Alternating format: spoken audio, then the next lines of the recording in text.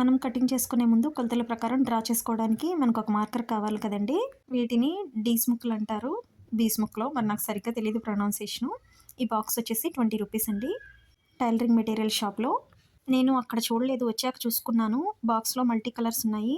Box మొత్తం blue colourway ఉండేవి కూడా ఉంటాయండి ఏకంగా. నేనైతే ఎప్పుడు బ్లూ కలర్‌వే తీసుకుంటాను.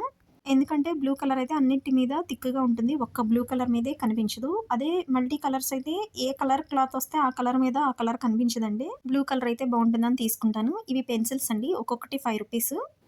వీటిని షార్ప్ చేసుకోవచ్చు. కానీ ఇవి త్వరగా అయిపోతాయండి. వీటిలో కలర్స్ కూడా ఉన్నాయి. నేను వైటే తీసుకున్నాను. అదీ కాక ఆ డీస్ ముక్కతో గీసినంత థిక్‌గా రాదండి. సన్నగా వస్తుంది గీత. ఇంకపోతే పెన్నుతో కూడా డ్రా చేసుకుంటాం కానీ, పెన్నుతో గానీ, మార్కర్‌తో గానీ, చాక్ పీస్‌తో గానీ, చాక్ పీస్ అయితే షార్ప్‌గా రాదండి గీత.